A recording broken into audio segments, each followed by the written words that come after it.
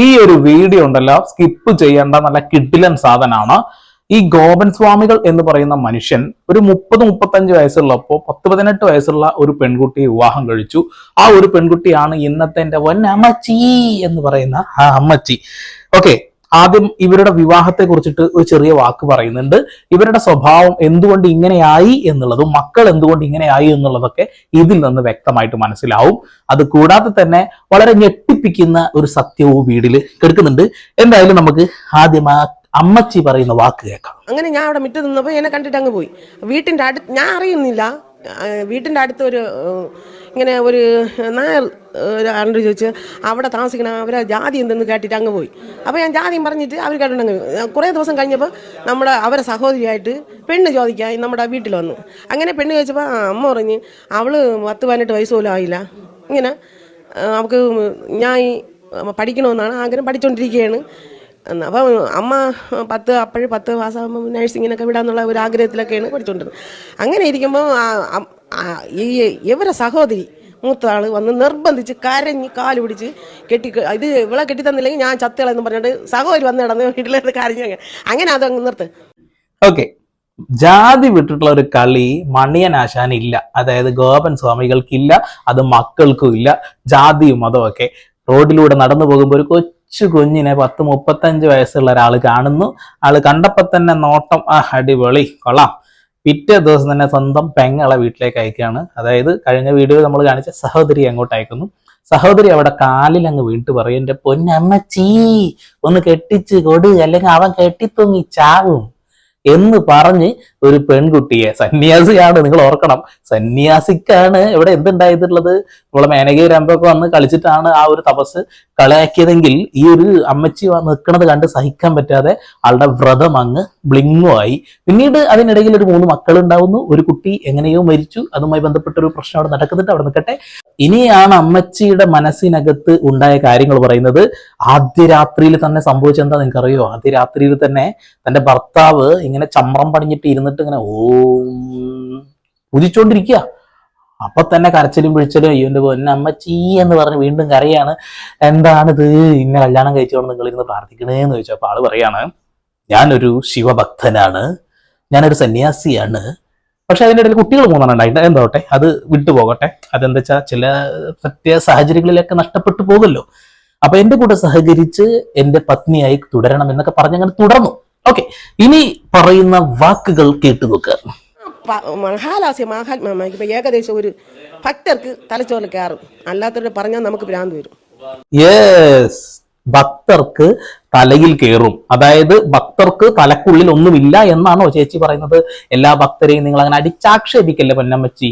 ഇവിടെയുള്ള ഭക്തരായിട്ടുള്ള ആളുകൾ, ഇപ്പൊ ഞാനൊക്കെ അമ്പലത്തിലൊക്കെ പോകുന്ന ആളൊക്കെ തന്നെയാണ്. അപ്പൊ ഞങ്ങളെ ഒന്ന് അടിച്ച് ആക്ഷേപിക്കരുത്.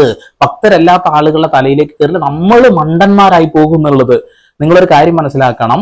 ഒരു നാട്ടിലുള്ള അല്ലെങ്കിൽ ഒരു രാജ്യത്തുള്ള ഒരു 80% ആള് ഒരാൾക്കെതിരെ സംസാരിക്കുന്നുണ്ടെങ്കിൽ ആ 80% ആളാണോ ശരി, അല്ലെങ്കിൽ ആ ഒരാളാണോ ശരി എന്നൊന്ന് പൊന്നമ്മച്ചി മനസ്സിലാക്കിയേക്കൊള്ളാം.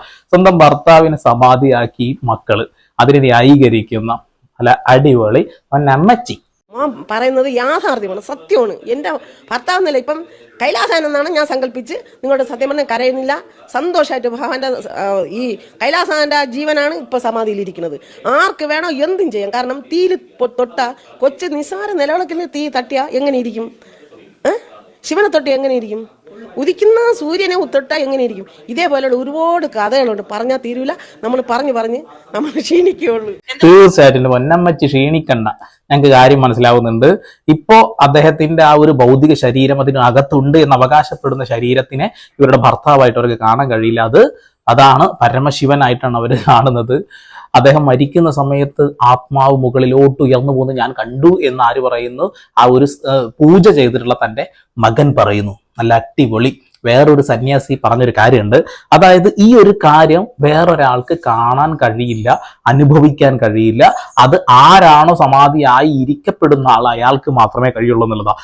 അതിൽ നിന്ന് തന്നെ മറ്റാൾ ഏതോ ഒരു മായാലോകത്താണ് ജീവിക്കുന്നത് എന്നത് ഏകദേശം ഒരു പിടി കിട്ടിയിട്ടുണ്ടാവുമല്ലോ അല്ലെ. ഇനി ഈ ഒരു വിഗ്രഹത്തിന്റെയും ആ ഒരു ചൈതന്യത്തിന്റെയും ഒക്കെ ഒരു പവറിനെ കുറിച്ചിട്ട് അവർ പറയുന്നുണ്ട്. സമാധി പൊളിച്ചാ പിന്നെ ഈ ഭഗവാൻ പിന്നെ ഇളവല്ലേ, പ്രളയം വരൂലേ?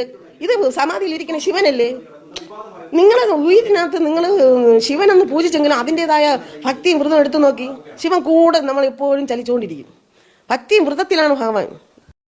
സമാധി അങ്ങ് പൊളിച്ചു കഴിഞ്ഞാൽ ഇവിടെ പ്രളയം വരും, ഭൂമി കുലുങ്ങും, സൂര്യൻ ഭൂമിയിൽ വന്ന് പതിക്കുമെന്നാണ് അമ്മച്ചി പറയുന്നത്. ഓക്കെ, 21-ാം നൂറ്റാണ്ടിൽ നിൽക്കുന്ന നമ്മളോടോ ഫല, ഏതോ കാലഘട്ടത്തിൽ ഇന്ത്യയിൽ ക്രിമിനൽ ലോ ഒക്കെ വരുന്നതിന് മുന്നേ ഇവിടെ സമാധികൾ ഇരുത്തപ്പെട്ടിട്ടുണ്ട്. ഇപ്പൊ ഇല്ലീഗലായിട്ട് ഒരുപാട് ആളുകൾ സമാധി ഇരുത്തിയിട്ടുണ്ട്. അതൊക്കെ ചില ആളുകൾ മണ്ടത്തരം വിളിച്ച് പറയുന്നുണ്ട് ഈ വീഡിയോന്റെ ഇടയിലൊക്കെ വന്നിട്ടും ന്യൂസ് ചാനലുകൾക്കിടയിലൊക്കെ വന്നിട്ട്, എന്റെ മുത്തശ്ശനെ ഞങ്ങൾ സമാധിയാക്കി, നിങ്ങൾ ഇനി അതും കേസ് കൊടുത്ത് നിങ്ങൾ പൊളിച്ചെടുക്കുമോ എന്ന്. പൊളിച്ചെടുക്കുക തന്നെ വേണം. കാരണം ഇന്ത്യയിൽ ഒരു നിയമവ്യവസ്ഥിതിയുണ്ട്. ഞങ്ങളെല്ലാവരും ആ നിയമത്തിന് താഴെയാണ് ജീവിക്കുന്നത്. നിങ്ങളെപ്പോലെ അങ്ങ് ഭരണഘടനയ്ക്ക് മുകളിൽ VHP ആണെന്ന് പറഞ്ഞ മണ്ടത്തരത്തിലല്ല ഞങ്ങൾ ജീവിക്കുന്നത്. ഓക്കെ, ഇനി ഇതിൽ രസകരമായ കാര്യം എന്ന് വെച്ചിട്ടുണ്ടെങ്കിൽ ഇവർക്കൊരു അഭിഭാഷകനുണ്ട്. ഈ അഭിഭാഷകന്റെ വാക്കുകൾ നിങ്ങളൊന്ന് കേട്ടു നോക്കൂ. അതിനകത്തൊരു വിഷയം, ഒരു പിതാവിൻ്റെ സംബന്ധിച്ചുള്ള ഒരു മരണത്തിൽ അതിന് ആത്യന്തികമായിട്ട് അതിൽ ഒരു ഏറ്റവും കൂടുതൽ ദുഃഖിക്കുന്നവർ ഈ കുടുംബവുമായിട്ട് ബന്ധപ്പെട്ടവരാണ്. അപ്പോൾ ഈ കുടുംബമായിട്ട് ഈ അമ്മ, അതുപോലെ 2 മക്കള്, അദ്ദേഹത്തിന് 2 മക്കളെ ഉള്ളൂ നിലവിൽ. ഓക്കെ, 2 മക്കളുള്ളൂ. അദ്ദേഹം പറഞ്ഞു വെക്കുന്ന കാര്യം വെച്ചിട്ടുണ്ടെങ്കിൽ ആ മരണവുമായി ബന്ധപ്പെട്ട് ദുഃഖിക്കുന്നവരുടെ ഫാമിലിയിൽപ്പെട്ട ആളുകളാണെന്ന്. സന്തോഷം കൊണ്ട് തുള്ളിച്ചാടുന്ന അനുജത്തി, ഭാര്യ, മക്കള്, മരുമകള്, ഞങ്ങൾ ഇതാണ് കണ്ടുകൊണ്ടിരിക്കുന്നത്. ഞങ്ങൾക്ക് സന്തോഷം മാത്രമേ ഉള്ളൂ എന്നാണ് എന്റെ പൊന്ന് അഭിഭാഷക നിങ്ങൾ ശ്രദ്ധിക്കുക. ആ 2 അമ്മയും 2 മക്കളും ഒക്കെ തന്നെ അവരെ സംബന്ധിച്ച് തീർച്ചയായിട്ടും മറ്റേതെങ്കിലും തരത്തിലുള്ള തർക്കമോ സ്വത്ത് തർക്കമോ ഒന്നുമില്ല. പക്ഷേ ഉള്ള തർക്കം ഏതാ? ഇതുമായിട്ട് ബന്ധപ്പെട്ടുള്ള വഴിത്തർക്കവും ഈ ക്ഷേത്രവുമായിട്ട് ബന്ധപ്പെട്ടുള്ള മുൻ ഭരണസമിതിയിലെ ആൾക്കാരെയൊക്കെ തന്നെ മാറ്റി നിർത്തിയതും അവരുടെ പല കാര്യങ്ങളുമായിട്ടും അദ്ദേഹത്തിന് മൺമറഞ്ഞുമായ ഗോപൻ സ്വാമികൾക്ക് പൊരുത്തപ്പെടാൻ കഴിയാതെ വന്നതും അതുമായിട്ടൊക്കെ ബന്ധപ്പെട്ട തർക്കമാണ്. ആ തർക്കത്തിലുള്ള ആൾക്കാരാണ് ഒരു ഭാഗത്ത് നിന്ന് ഇങ്ങനെയുള്ളൊരു സമാധിയെ ചോദ്യം ചെയ്യുന്നത്. അപ്പോൾ കിട്ടുന്ന കായ്ക്ക് പണിയെടുക്കണം എന്ന് പറഞ്ഞത് ഇതാണ്. ഇങ്ങനെ വേണം പണിയെടുക്കാൻ. കാരണം ഈ വിഷയത്തിൽ എല്ലാവരും എതിരാണ്. VHP കൂടെ നിൽക്കുന്നു, ഈ അഭിഭാഷകൻ നിൽക്കുന്നു. കാര്യമുള്ളവിടത്ത് അവർ നിൽക്കും എന്ന കാര്യം നമുക്ക് എല്ലാവർക്കും അറിയാം. ഇവിടെ കൊലപാതകം ചെയ്ത ആളുകൾക്ക് പോലും, അതായത് അതിക്രൂട്ടലായിട്ട് ആളുകളെ പീഡിപ്പിച്ച് കൊല്ലുന്ന ആളുകൾക്ക് പോലും വാദിക്കാൻ ആളുകളെ, ഗോവിന്ദച്ചാമിയെ പോലെ ഇറക്കി കൊടുക്കുക ആളുകളുണ്ടായ നാടല്ലേ. അപ്പൊ അതൊന്നും അത്ര വലിയ കാര്യമാക്കണ്ട. കാരണം ഇവർ പഠിച്ച ജോലി ഇവർ ചെയ്യുക തന്നെ ചെയ്യും. അവരുടെ നാട്ടിലെ കുറച്ച് ആളുകളുടെ മാത്രം പ്രശ്നമായിട്ടാണ് ഇപ്പോൾ അഭിഭാഷകൻ കാണുന്നത്. അങ്ങനെയല്ല എൻ്റെ പൊന്നുമോനെ. ഇന്ത്യൻ ഭരണഘടനയെ ചോദ്യം ചെയ്യുന്ന രീതിയിൽ ഇമാതിരി ഊളത്തരം ചെയ്തു കഴിഞ്ഞാൽ ആളുകൾ ചോദ്യം ചെയ്യും. ഇവിടെയും ന്യായീകരണം കൊള്ളാം. ഇനിയാണ് നമ്മുടെ തന്ത്രിയുടെ ആ ഒരു രംഗപ്രവേശനം. ആരും മിസ് ചെയ്യേണ്ട. അദ്ദേഹത്തിന്റെ വാക്കുകളിൽ നിന്ന് വരുന്ന പല വ്യത്യസ്ത തരത്തിലുള്ള കാര്യങ്ങളുണ്ട്. പിന്നെ വേറൊരു സങ്കട വാർത്തയുണ്ട്. ഇനി മുതൽ അവർ ന്യൂസ് ചാനലുകൾക്ക് ഒരു തരത്തിലുള്ള ബൈറ്റും കൊടുക്കില്ല. കാരണം അവർ പറയുന്ന കാര്യങ്ങളിൽ അപാകതകൾ ചൂണ്ടിക്കാണിച്ചുകൊണ്ട് ആളുകൾ ട്രോൾ ചെയ്യുന്നത് അവർക്ക് ഇഷ്ടപ്പെടുന്നില്ല. പേടിച്ചുകൊണ്ട് അഭിഭാഷകൻ പറഞ്ഞു, ഇനി ഒരു അക്ഷരം പോലും മിണ്ടിപ്പോകരുത്. അങ്ങനെ വീടിനകത്ത് ഒരു മൂലക്ക ചപ്പാത്തിയും പരത്തി ഇരിക്കുകയാണ് ഇപ്പോൾ. ഓക്കെ, എന്തായാലും നമുക്ക് തന്ത്രിയുടെ വാക്കുകളിലൂടെ കടന്നു പോകാം. നമ്മുടെ അച്ഛൻ എന്ന് പറയുന്നത് ഈശ്വരനെ ലയിക്കും എന്നിടത്തോളം അതുകൊണ്ട് ആ സമാധി ആകുന്നതുകൊണ്ട് നമുക്ക് സന്തോഷമുള്ളൂ. അച്ഛൻ ഇവിടെ കിടന്ന് അച്ഛൻ മരിച്ചിരുന്നു എങ്കിൽ അത് സങ്കടാജനകമായിരുന്നു. സമാധി കൊണ്ട് നമ്മൾ ഇരുത്തുകയാണെങ്കിൽ നമുക്ക് ഇതുപോലെ സങ്കടം വേറെ ഒന്നും കാണും. എൻ്റെ അച്ഛൻ ഇവിടെ കിടന്ന് മരിച്ചിരുന്നെങ്കിൽ. പക്ഷേ കിടന്ന് മരിക്കാതെ എൻ്റെ അച്ഛൻ അവിടെ ചെന്നിരുന്ന്, പത്മാസനത്തിൽ ചെന്നിരുന്ന് അവിടെ ഇരുന്ന് തൻ്റെ ഈശ്വരനെ പ്രാണായാമ കലകളിലൂടെ ശ്വാസം എടുത്ത് ചെയ്ത് അവിടെ ചെന്നിരുന്ന് ആ ഭഗവാനിൽ ലയിച്ചപ്പം സന്തോഷമുണ്ട്. ഇയാൾക്കാണ് സങ്കടം ഉണ്ടെന്ന് കുറച്ച് നേരത്തെ അഭിഭാഷകൻ പറഞ്ഞത്. അതായത് അവരുടെ മക്കൾക്ക്, അവരുടെ ഫാമിലിയിലെ ആളുകൾക്കാണ് സങ്കടമുള്ളത് എന്ന്.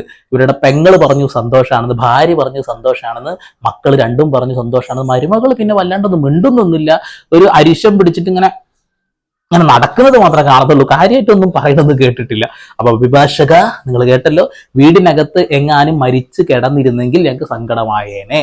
ഇതിപ്പോ നടന്നുപോയി അവിടെ ഇരുന്ന് മരിച്ചത് കൊണ്ട് അല്ല, സമാധി ആയതുകൊണ്ട് സന്തോഷം മാത്രം. ഓക്കെ, തുടർന്ന് കേൾക്കാം. ഈശ്വരനെ ലയിച്ചല്ലോ. അന്ന് സ്വർഗവാതിൽ ഏകാദശിയായിരുന്നു. ആ ഭഗവാന്റെ അടുത്ത് ലയിച്ചു എന്നാണ്. അപ്പോൾ അച്ഛൻ നേരത്തെ കണ്ടിരിക്കുന്നു. നമ്മൾ പോലും നോക്കിയില്ല. ഇതെല്ലാം കഴിഞ്ഞ് നമുക്ക് അന്ന് ഡേറ്റ് എഴുതി വെക്കണം. അച്ഛൻ്റെ സമാധി വാർഷികം നടത്താനുള്ളതാണ്. അപ്പം ഡേറ്റ് എഴുതി വെക്കണം. ഇവിടെ വന്ന് നോക്കിയപ്പോഴാണ് അന്ന് സ്വർഗവാതിൽ ഏകാദശി. അപ്പോൾ ഇത്രയും അച്ഛൻ നേരത്തെ മുൻകൂട്ടി കണ്ടിരിക്കുന്നു. നമ്മളടുത്ത് പോലും അമ്മയുടെ അടുത്ത് 3 ദിവസം മുമ്പ് പറഞ്ഞിരുന്നു പോകുമെന്ന്. അപ്പം എൻ്റെ അടുത്ത് സമയമായപ്പോൾ എൻ്റെ അടുത്ത് പറഞ്ഞ് സമാധിയാകുന്നു. അങ്ങനെയാണ് അച്ഛൻ പോകുന്നത്. അപ്പൊ സ്വർഗത്തിന്റെ വാതിൽ തുറക്കുന്ന ദിവസം കാത്തിരുന്നു എന്നുള്ളതാണ്. ഇവിടെ അച്ഛനാണോ മകനാണോ ഇത് ആക്കിയത് എന്ന് നമുക്ക് വ്യക്തമായിട്ട് അറിയാത്ത ഒരു പ്രശ്നമുണ്ട്. എന്തായാലും വാക്കുകൾ അങ്ങോട്ടും ഇങ്ങോട്ടും ഉപയോഗിക്കുമ്പോൾ നല്ല പണി കിട്ടുന്നുണ്ട്, നാക്കുളുക്കുന്നുണ്ട്. ഒരൊറ്റ കാര്യത്തിലെ ഇവർക്ക് ഒരു ഏകമായിട്ടുള്ള ഒരു അഭിപ്രായമുള്ളൂ. സമാധി എന്ന വാക്കിൽ നിന്നും ഒന്ന് അങ്ങോട്ടോ ഇന്ന് ഇങ്ങോട്ടോ പറഞ്ഞാലും മറിഞ്ഞാലാകെ പണിയാകും. ഓക്കെ, ചളിക്കുണ്ടിൽ വീണ അവസ്ഥയോ ചീഞ്ഞു നാറും. എന്നാ പിന്നെ ഇപ്പൊ എന്താ അവസ്ഥ? ചാണകക്കുഴിയിൽ കിടക്കണതിന്റെ തുല്യമായിട്ട് കിടക്കണത്. ഒരു ബോധം എന്നുള്ള ഒരു സാധനം ഇല്ല. അപ്പൊ സ്വർഗവാതിൽക്കൽ ആ സാധനം പറഞ്ഞില്ലേ, പേര് മറന്നു. അപ്പൊ ആ ഒരു സംഭവം ഉണ്ടല്ലോ, അത് മുൻകൂട്ടിയിട്ട് ഡാഡിക്ക് അറിയാമായിരുന്നു എന്നാ പറയുന്നത്. കള്ള, ഇനി നിങ്ങളാണോ? അല്ല, ഞാൻ കൂടുതലായിട്ട് പറയുന്നില്ല. അടുത്തത് കേൾക്കാം. തൻ്റെ പ്രിയ ശിഷ്യനോ അല്ലെങ്കിൽ പ്രിയ പുത്രനോ ഈ കർമ്മങ്ങളെ നേരിട്ട് കണ്ട് ആ കർമ്മങ്ങൾ ചെയ്യണം, അത് കൃത്യമായിട്ടുണ്ട്. അപ്പോൾ അത് കൃത്യമായിട്ട് എൻ്റെ അച്ഛൻ അത് ചെയ്തിരിക്കുകയാണ്. അത് പറഞ്ഞാൽ കാണാൻ പാടില്ല അങ്ങനെ. ആ സമയത്ത് അങ്ങനെ ചൈതന്യത്തോടെ ഇരിക്കുന്ന സമയത്ത്, ഈശ്വരനിരിക്കുന്ന സമയത്ത് അങ്ങനെ ഈ വർണ്ണവരും പോണവരും അങ്ങനെ കാണേണ്ടതല്ല. അത് വരുന്നവരും പോണവരും എന്നങ്ങനെ കാണേണ്ടതല്ല. പക്ഷെ റിപ്പോർട്ടർ ചാനലിലുള്ള ആ റിപ്പോർട്ടറെ വിളിച്ചുകൊണ്ട് ഒരു കാര്യം പറയുന്നുണ്ട്. തെങ്ങിന്റെ മണ്ടയിലിരിക്കാൻ വന്ന ആരോ ആണെന്ന് ഉറപ്പാ. കാരണം വല്ല വൃത്തിയിലാ പറഞ്ഞിട്ടുള്ളത്. ഒരാള് സമാധി ആവണമെന്ന് പറഞ്ഞിട്ട് ഒരു കുഴിയിൽ ഇരുന്ന് കൊണ്ട് മറ്റേ സൂര്യൻ കാര്യങ്ങളൊക്കെ ചെയ്തോണ്ടിരിക്കണേ, എത്രയും പെട്ടെന്ന് വന്ന കവർ ചെയ്തോളിന്ന്. എങ്ങനെയുണ്ട്? അപ്പോ സമാധിയുടെ എല്ലാ ഗുണവും അവിടെ അവസാനിച്ചിരിക്കുന്നു പൊന്നുമോനെ. ഇനിയെങ്കിലും ഗവൺമെന്റിന് അത് വിട്ടുകൊടുക്കുക.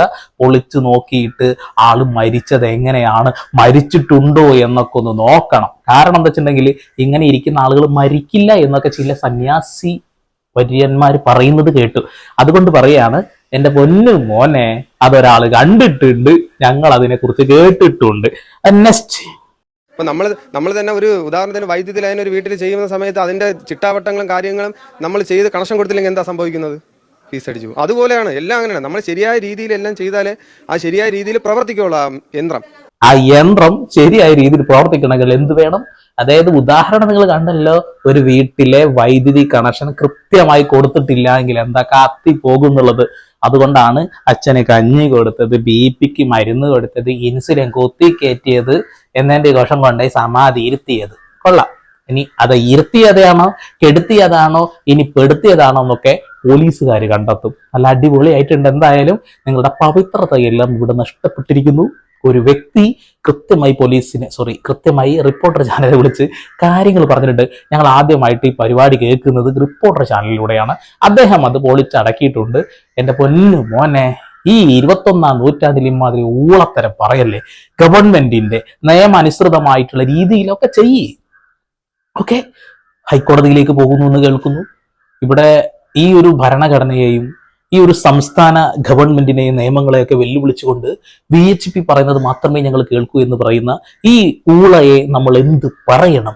ഒരാൾക്ക് വേണ്ടിയിട്ട് നിയമങ്ങൾ മാറ്റി എഴുതണം എന്ന് പറഞ്ഞാൽ ചില്ലറ കളിയൊന്നല്ല. അഭിഭാഷകന് പോലും അറിയാം ആ കാര്യം. ഈ കാലഘട്ടത്തിൽ സമാധി ഇരുത്തുമ്പോൾ ഗവൺമെന്റിന് രേഖകൾ സമർപ്പിക്കണം എന്നുള്ളത് എന്തുകൊണ്ട് ചെയ്തില്ല? എന്തായാലും 41 ദിവസം വരെ പിടിച്ചു നിൽക്കാൻ സാധ്യതയുണ്ട്. കാരണം അതിനുള്ളിൽ കുറച്ച് ടീംസ് കിടന്ന് ഇങ്ങനെ കളിക്കുന്നുണ്ട്. ഓക്കെ, എന്തായാലും നമുക്ക് പുതിയ അപ്ഡേഷൻസ് എന്തെങ്കിലും വരുമ്പോൾ വരാം. അതുവരെയൊക്കെ ചാനൽ ഇഷ്ടപ്പെടുന്ന ആളുകൾ സബ്സ്ക്രൈബ് ചെയ്യുക, ഷെയർ ചെയ്യുക, ലൈക്ക് ചെയ്യുക. Okay, Sandeep Paul signing of.